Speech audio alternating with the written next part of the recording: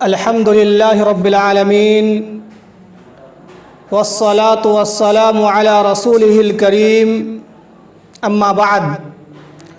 برادران اسلام، رسول اللہ صلی اللہ علیہ وسلم نے اپنی امت کو ہر چیز کا ادب و سلیقہ سکھایا ہے، جن پر عمل کا ایک فائدہ یہ ہے کہ بندے سے تہذیب و انسانیت ظاہر ہوتی ہے۔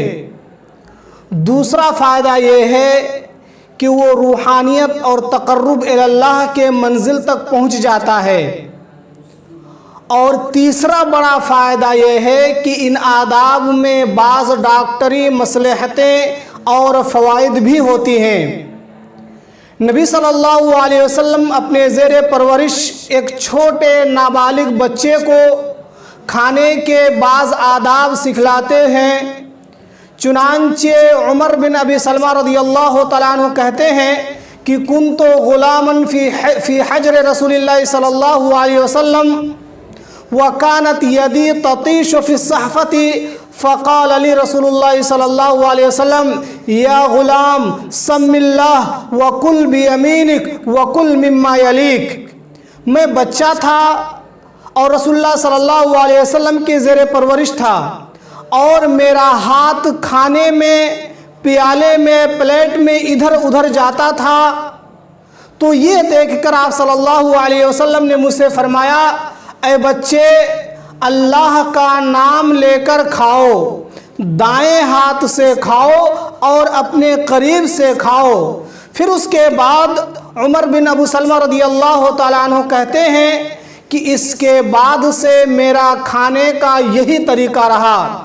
صحیح بخاری۔ اس لیے ضروری ہے کہ کھانا شروع کرنے سے پہلے بسم اللہ کہا جائے، اور اگر کبھی بھول جائیں تو کھانے کے دوران جب بھی یاد آئے بسم اللہ اولہ و آخرہ یا بسم اللہ فی اولہ و آخرہ پڑھ لیں، تاکہ شیطان کے شر سے محفوظ ہو جائے۔ سنن ابو داؤد، سنن ترمذی اور علامہ البانی نے اس حدیث کو صحیح کہا ہے۔ اسی طرح دائیں ہاتھ سے کھائے۔ دائیں ہاتھ کو مرغوب و عمدہ کاموں کے لیے خاص کر دیا گیا ہے۔ آپ صلی اللہ علیہ وسلم کا ارشاد ہے، تم میں سے کوئی بائیں ہاتھ سے ہرگز نہ کھائے اور نہ اس سے پیے، اس لیے کہ شیطان بائیں ہاتھ سے کھاتا پیتا ہے۔ صحیح مسلم۔ اسی طرح ایک ادب یہ بھی بتایا گیا ہے کہ اپنے قریب سے کھائے۔